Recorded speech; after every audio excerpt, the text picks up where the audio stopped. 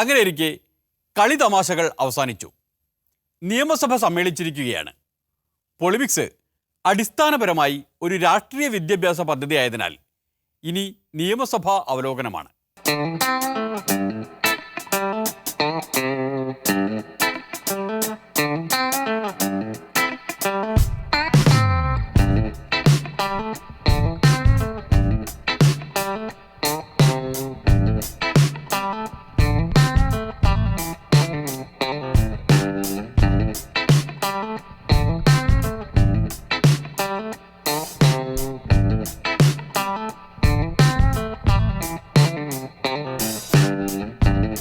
ബഹുമാനപ്പെട്ട സഭാംഗങ്ങളെ, ബഹുമാനപ്പെട്ട സഭാധ്യക്ഷൻ. Order order. ചോദ്യം നമ്പർ 1, ശ്രീ ജോൺ ഫെർണാണ്ടസ്. ബഹുമാനപ്പെട്ട മുഖ്യമന്ത്രി.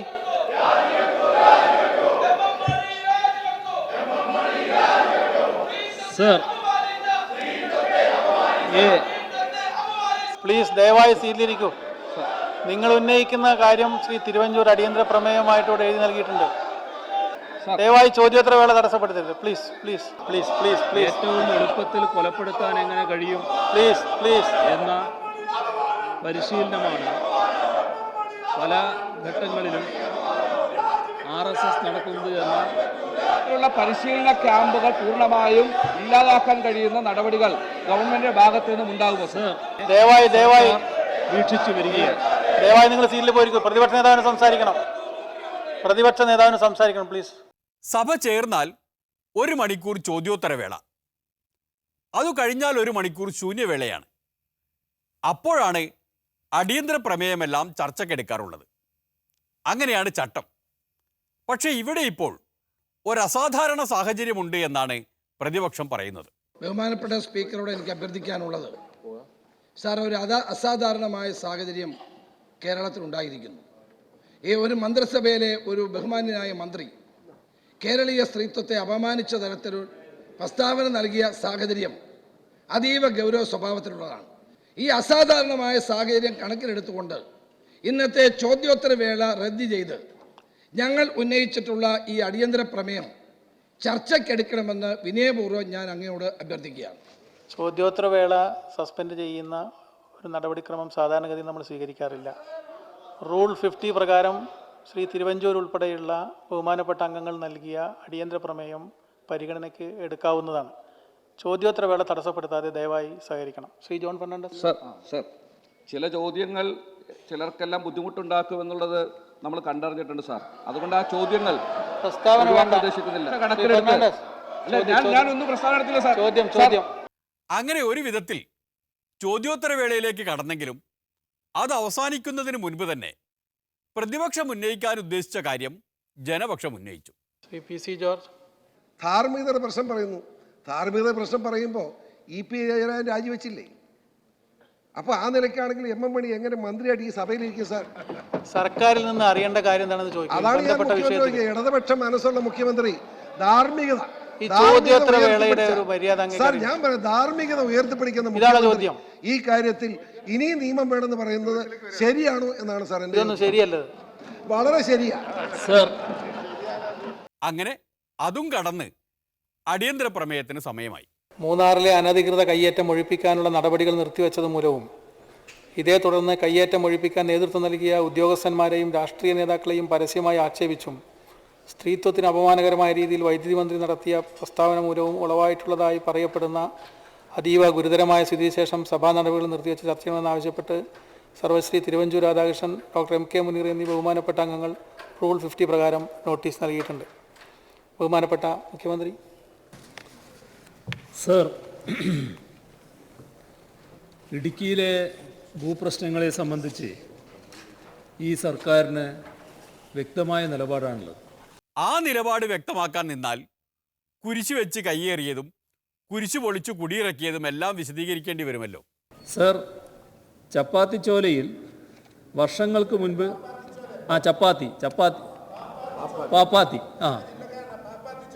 തന്നെ ആ ചോലയും കടന്ന് കുരിശും മുത്തി ഒടുവിൽ അങ്ങനെ മണിയാശാന്റെ സന്നിധിയിലെത്തി. ബഹുമാനായ എം മണി അവിടുത്തെ പ്രശ്നങ്ങളെക്കുറിച്ച് നേരിട്ട് അറിവുള്ള വ്യക്തിയാണ്. ആ നാടിൻ്റെ ശൈലി അദ്ദേഹത്തിൻ്റെ സംസാരത്തിൽ കടന്നു വരാറുണ്ട്. അത്തരം ചില സന്ദർഭങ്ങളെ പർവ്വതീകരിച്ച് അതിലൂടെ രാഷ്ട്രീയ മുതലെടുപ്പ് നടത്താനുള്ള ശ്രമമാണ് ഇവിടെ നടക്കുന്നത്. സർ, ബഹുമാനായ എം മണിയുടെ പ്രസംഗം ചില മാധ്യമങ്ങൾ വളച്ചൊടിക്കുകയായിരുന്നു എന്ന പ്രശ്നവും ഇപ്പോൾ ഉയർന്നു വന്നിട്ടുണ്ട്. അങ്ങനെ ഒരു നില ഉയർന്നു വന്ന സ്ഥിതിക്ക് ഇനി അങ്ങോട്ട് ഒടിക്കലും വളക്കലും മാത്രമായിരിക്കും എന്നറിയാമല്ലോ.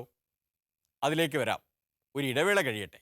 അങ്ങനെ ഒരു വളച്ചൊടിക്കൽ രാഷ്ട്രീയമായതിനാൽ സഭ നിർത്തിവെച്ച് ചർച്ച ചെയ്യേണ്ട കാര്യമൊന്നുമില്ല എന്ന സർക്കാർ നിലപാട് മുഖ്യമന്ത്രി വ്യക്തമാക്കിയതോടെ അടുത്ത നടപടികളിലേക്ക് കടന്നു. സാധാരണഗതിയിൽ അടുത്ത നടപടി എന്നാൽ നോട്ടീസ് നൽകിയയാൾ, അതായത് തിരുവഞ്ചൂർ രാധാകൃഷ്ണൻ സംസാരിക്കേണ്ടതാണ്. ബഹുമാനപ്പെട്ട വൈദ്യുതി വകുപ്പ് മന്ത്രി വ്യക്തിപരമായ വിശദീകരണത്തിന് വേണ്ടി രേഖാമൂലം ആവശ്യപ്പെട്ടിട്ടുണ്ട്. അദ്ദേഹത്തിന് സംസാരിക്കാവുന്ന. സാർ, ഇടുക്കി ജില്ലയിലെ കുഞ്ചിത്തൻ 20 ഏക്കറിൽ രക്തസാക്ഷി തങ്കപ്പൻ അനുസ്മരണ പരിപാടിയിൽ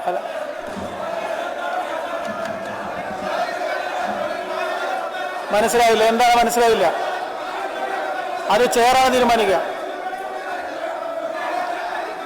അദ്ദേഹവുമായി ബന്ധപ്പെട്ട ഒരു ആക്ഷേപമാണ് വന്നിരിക്കുന്നത്. ഇത് ശരിയല്ല. അദ്ദേഹവുമായി ബന്ധപ്പെട്ട് അതുകൂടി കേട്ടിട്ട് അങ്ങേക്ക് സംസാരിക്കാം. അതുകൂടി കേട്ടിട്ട് അങ്ങേക്ക് സംസാരിക്കാം.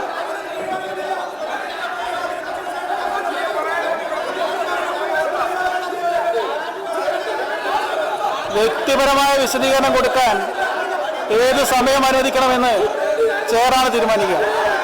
ചെയറാണ് തീരുമാനിക്കുക.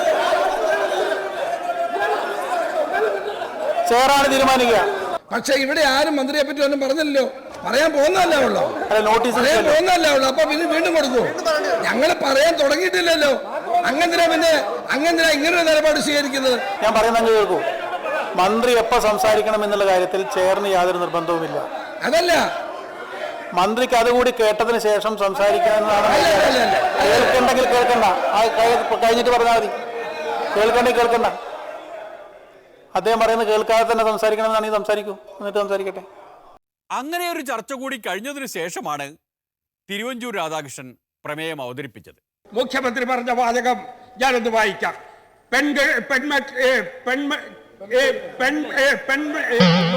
പെൺപിള്ളയിൽ വരുമ്പോ അവരെ കുറിച്ച് എമ്മപ്പടി നടത്തിയിട്ടുള്ള പരാമർശനം ശരിയാകില്ല എന്ന് മുഖ്യമന്ത്രി പിണറായി വിജയൻ ഡൽഹിയിൽ പറഞ്ഞു.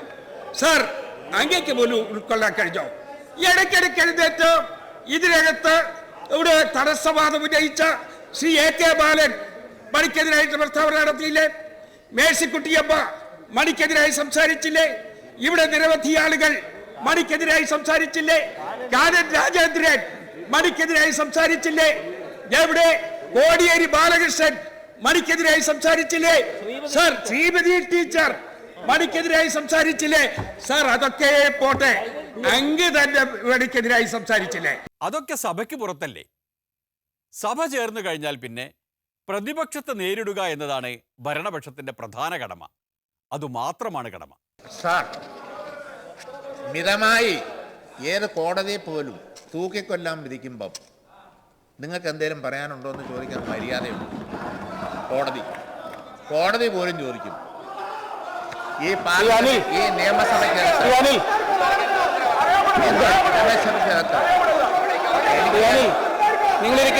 അതിനുള്ള അവകാശം കിട്ടണമല്ലോ.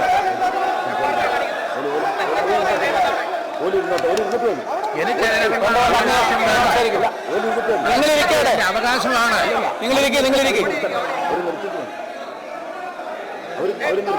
എന്ത് അസഹിഷ്ണുതയാണ് ഈ കാണിക്കുന്നത്? നിങ്ങൾ വിമർശനം ഉന്നയിച്ചിട്ട് പറയുന്നത് കേൾക്കണ്ടേ? നിങ്ങളിരിക്കെ ശ്രീ ഷംസീർ,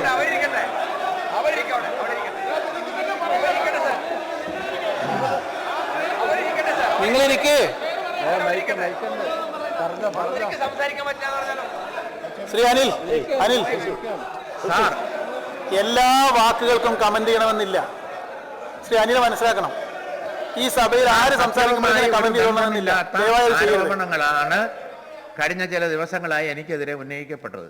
ഞാൻ സ്ത്രീകൾക്ക് ആക്ഷേപകരമായി എന്തോ പറഞ്ഞു എന്ന് ആരോപിക്കുന്ന ചിലർ വിവാദത്തിന് അടിസ്ഥാനമാക്കിയ പ്രസംഗത്തിൽ ഒരിടത്തും സ്ത്രീ എന്ന വാക്കോ ഏതെങ്കിലും സ്ത്രീയുടെ പേരോ പരാമർശിച്ചിട്ടില്ല.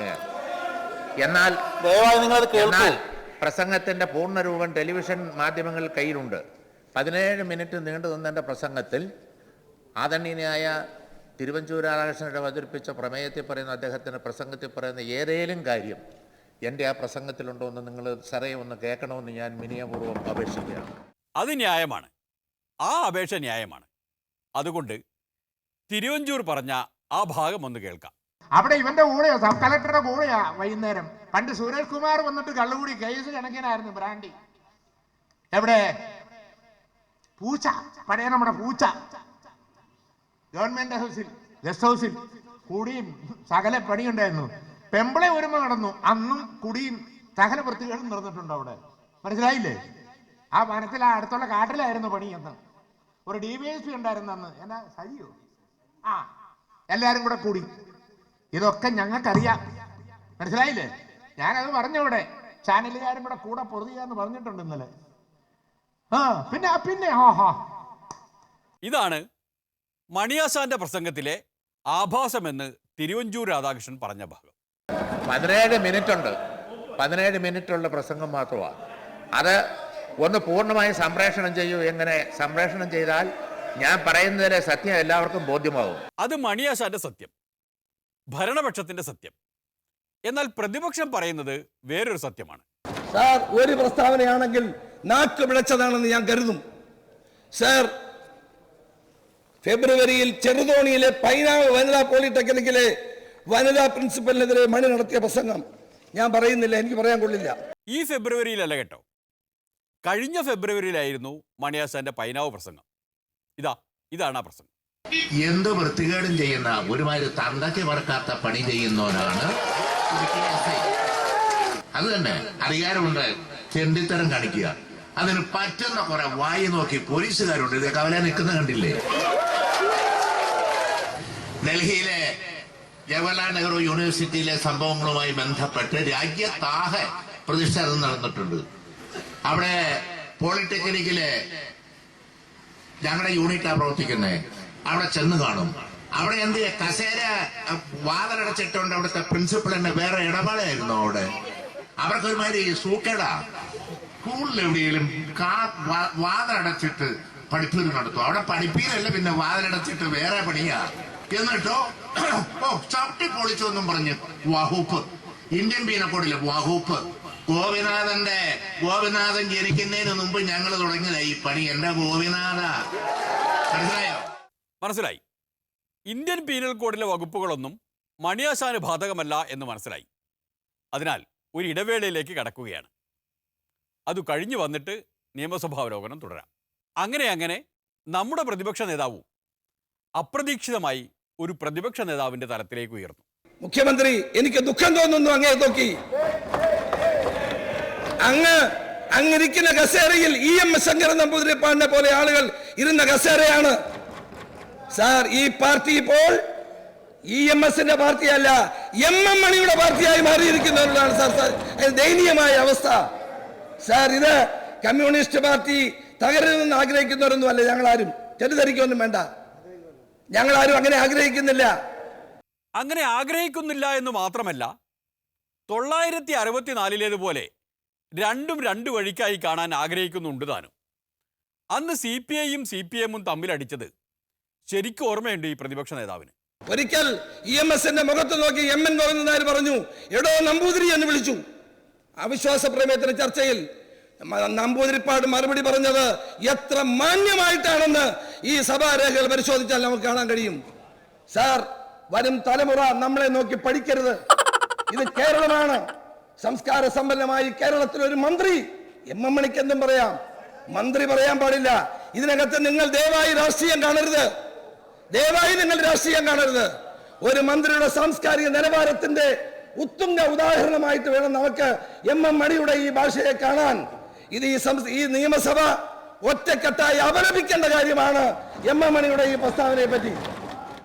അത് സഭ തീരുമാനിക്കേണ്ട കാര്യമാണ്. പൊളിമിക്സിന് അഭിപ്രായം പറഞ്ഞുകൂടാ. എന്നാൽ മണിയാസാന്റെ പ്രസംഗം ഒരു മന്ത്രിയുടെ പ്രസംഗത്തിൻ്റെ സാംസ്കാരിക നിലവാരത്തിനുള്ള ഉത്തുംഗ ഉദാഹരണമായി കണക്കാക്കരുത്. മണിയാസാന്റെ നിലവാരം വേറെ, മന്ത്രിയുടെ നിലവാരം വേറെ. ഞാൻ സാർ തോട്ടം തൊഴിലാളികൾക്കിടയിൽ ജനിച്ചു വളർന്ന സാധാരണക്കാരനാണ്. അവർക്കിടയിലാണ് പ്രവർത്തിച്ചത്. ആയിരക്കണക്കിന് സ്ത്രീ തൊഴിലാളികൾ, തോട്ടം തൊഴിലാളികൾ ഉണ്ട്. നാട്ടിലെ പാവപ്പെട്ട നാട്ടുകാരുടെയും ഭാഷയാണ് പണ്ഡിതോചിതമായ ഭാഷയൊന്നും അറിയില്ല. അത് ആ നാടിൻ്റെ ഭാഷയിൽ നന്മയുണ്ട്, ശുദ്ധിയുണ്ട്, മനുഷ്യസ്നേഹമുണ്ട്. അതിനെതിരായ ഒന്നും അതിലുണ്ടാവില്ല. അതിനെ തെറ്റിദ്ധരിക്കുവാൻ ശ്രമിക്കരുത്. മനസ്സിൻ്റെ ഭാഷ എന്നൊന്നുണ്ട്. അതാണ് ഞങ്ങൾ സംസാരിക്കാറ്. അതല്ലാതെ മനസ്സിലുള്ളത് മറച്ചു വെച്ച് മിനുക്കി തേച്ച വാക്കുകൾ കൊണ്ട് കൃത്രിമമായി സംസാരിക്കാറില്ല. അത് കറക്റ്റാണേ.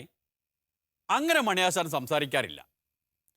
ഇപ്പോൾ നടക്കുന്ന ഈ ഒഴിപ്പിക്കൽ കോലാഹലത്തിൻ്റെ എല്ലാം മുന്നോടിയായി മുഖ്യമന്ത്രി വിളിച്ചു ചേർത്ത ഉന്നതതല യോഗത്തിൽ പങ്കെടുത്ത് നാട്ടിൽ തിരിച്ചെത്തിയിട്ട് ആ യോഗത്തിൻ്റെ വിവരങ്ങൾ നാട്ടുകാരോട് വിശദീകരിച്ചു കൊടുത്തത് പൊളിമിക്സിന് ഓർമ്മയുണ്ട്. അത് മനസ്സിൻ്റെ ഭാഷയിലായിരുന്നു. മുഖ്യമന്ത്രിയുടെ നേതൃത്വത്തിലാണ് അധ്യക്ഷയെ കൂടി റവന്യൂ മന്ത്രി, ഫോറസ്റ്റ് മന്ത്രി, വൈദ്യുതി മന്ത്രിയായി ഈ ഉള്ളവരും പങ്കെടുത്തു. ഉദ്യോഗസ്ഥ പ്രമുഖന്മാരെല്ലാം പങ്കെടുത്തു. 2 യോഗങ്ങൾ കൂടിയിട്ടുണ്ട്.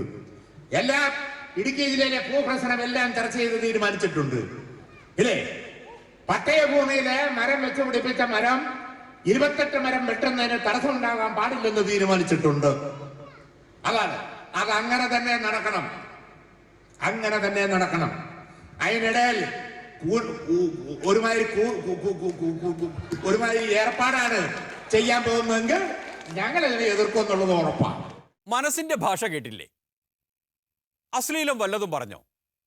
ഇല്ല, പറഞ്ഞില്ല, പറയില്ല. അത് അദ്ദേഹം പറയാറേയില്ല. പ്രിയപ്പെട്ട ബഹുമാന്യരായ അംഗങ്ങളെ, ഈ കേരളത്തിലെ മുഴുവൻ പത്രവും നിങ്ങൾ നോക്കിക്കോ. ആ പത്രത്തിൽ എവിടെയേലും എം.എം. മണി സ്ത്രീ എന്നൊരു പദം പ്രയോഗിച്ചിട്ടുണ്ടോ എന്ന് നോക്കിക്കോ. ഞാൻ അങ്ങനെ പറഞ്ഞിട്ടില്ല. അങ്ങനെ പറയുക എന്ന പ്രശ്നവുമില്ല എന്നെ സംബന്ധിച്ച്. എന്നിട്ടും പ്രതിപക്ഷം മണിയാസാന്റെ ചോരയ്ക്ക് വേണ്ടി മുറവിളി കൂട്ടുന്നുണ്ടെങ്കിൽ അത് വേറെ സൂക്കേടാ. ഈ മന്ത്രിയെ പുറത്താക്കാൻ വേണ്ടിയുള്ള ശക്തമായ പ്രക്ഷോഭങ്ങളുമായി ഞങ്ങൾ മുന്നോട്ട് പോകുമെന്ന് പറയാൻ ഈ അവസരം ഞാൻ വിനിയോഗിക്കുകയാണ് സാർ.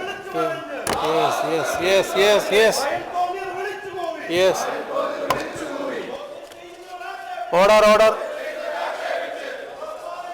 ശ്രദ്ധ ക്ഷണിക്കൽ.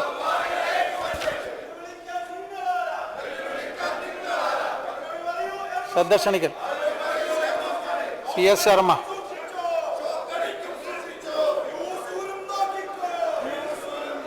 പ്രസംഗിക്കുന്നുണ്ടോ? വാക്കൗട്ടാണോ? ശ്രീ ശർമ്മ വാക്കൗട്ട് പ്രസംഗം. അവസരം നന്നായി വിനിയോഗിച്ചെങ്കിലും അവസാനം പ്രതിപക്ഷത്തിൻ്റെ അടുത്ത പരിപാടി എന്താണ് എന്ന് പറയാൻ പ്രതിപക്ഷ നേതാവ് അങ്ങ് വിട്ടുപോയി. ബഹിഷ്കരണമാണോ ഇറങ്ങിപ്പോക്കാണോ എന്നൊന്നും പറഞ്ഞില്ല. ഒരൊറ്റ ഇരിപ്പാണ്. അപ്പോഴുണ്ടായ ആശയക്കുഴപ്പം മൂർച്ഛിക്കുന്നതിനിടയിലാണ് പ്രതിപക്ഷത്തില്ലാത്ത പ്രതിപക്ഷ നേതാക്കൾ എഴുന്നേറ്റ് വന്നത്. ഞാൻ ആദ്യം സംസാരിക്കും. അങ്ങ് വാക്കൗട്ട് പ്രസംഗം സംസാരിക്കൂ. ബഹുമാനപ്പെട്ട മന്ത്രി വാക്കൗട്ട് പ്രസംഗം. മണി വളരെ സമർത്ഥനായ വാക്കൗട്ട് പ്രസംഗം. മണി സ്ത്രീത്വത്തെ അപമാനിച്ചു എന്ന് ഞങ്ങൾ പറയും. മണി പറയുന്നു ഞാൻ സ്ത്രീത്വത്തെ അപമാനിച്ചില്ല, ഞാൻ സ്ത്രീ എന്നൊരു വാക്ക് പറഞ്ഞിട്ടില്ല. ഈ പെമ്പിള എന്ന് പറയുന്ന സ്ത്രീയാണ്. പെമ്പിളമാരെ മുഴുവൻ അപമാനിച്ച, അധിക്ഷേപിച്ച എന്ന് ഞാൻ സ്ത്രീ എന്ന് വാക്ക് പറഞ്ഞിട്ടില്ല. ശരിയാ, പെമ്പിള എന്ന് പറയുന്ന സ്ത്രീയല്ലേ? അപ്പം പെമ്പിളമാരെ മുഴുവൻ അപമാനിച്ചിട്ട് ഈ സഭയെ വന്നിട്ട് ഞാൻ സ്ത്രീ എന്നൊരു വാക്ക് പോലും പറഞ്ഞിട്ടില്ല എന്ന് പറയുന്ന ഈ മണിയെ എന്ത് ചെയ്യാനാ സാർ? എനിക്കറിയില്ല. അത് ബഹുമാനപ്പെട്ട മുഖ്യമന്ത്രി പറഞ്ഞ അത് നാടൻ ഭാഷയാണ് സാർ. ഇത് ഇടുക്കിയുടെ ശൈലി ഇതാണോ സാർ? ഇടുക്കിയുടെ ഭാഷ ഇതൊന്നുമല്ല, ഇത് മണിയുടെ ഭാഷയാ സാർ. അതുകൊണ്ട് മാന്യമായിട്ട് ഈ മണി രാജിവെക്കണ്ടേ? നിങ്ങൾ പറയുന്നത് രാജിവെക്കണമെന്ന് എൻ്റെ അഭിപ്രായം. അതുകൊണ്ട് രാജിവെക്ക മണി, കുഴപ്പമൊന്നുമില്ല. പിന്നെ നമുക്ക് അത് വലിയൊരു ഇതാണ്. പണ്ടൊക്കെ അങ്ങനെയായിരുന്നു. മാണി സാർ പറഞ്ഞതുപോലെ വല്ല കുഴപ്പവും ഉണ്ടായാൽ അങ്ങ് രാജിവെച്ചാൽ മതി, പിന്നെ വലിയൊരു നേതാവായി തിരിച്ചു വരാം. അങ്ങനെയൊക്കെ മാണി സാർ ഉപദേശിച്ചിട്ടും മണിയാശാൻ കേൾക്കാതെ വന്നപ്പോൾ മാണി സാർ ഒരു പ്രഖ്യാപനം അങ്ങ് നടത്തി. ഈ രാജിവെക്കാത്ത മണിയുടെ നടപടിയെ പ്രതിഷേധിച്ചുകൊണ്ട് സർ ഞാനും എന്റെ പാർട്ടിയും രാജിവെക്കും. രാജിവെക്കുന്നു. രാജിവെച്ചോ? അങ്ങ് രാജിവെച്ചോ? അങ്ങും അങ്ങയുടെ പാർട്ടി? ഞാനും എന്റെ പാർട്ടിയും രാജിവെക്കുന്നില്ല. ഇനിയിപ്പോ രാജിവെക്കണോ വെക്കാതിരിക്കണോ എന്ന കാര്യത്തിൽ ഒരു പിടിപാടില്ലാത്തതിനാൽ പൊളിമിക്സ് വാക്കൗട്ട് നടത്തുകയാണ്. ബാക്കി പിന്നീട് വ്യാഖ്യാനിക്കാം. നന്ദി, നമസ്കാരം.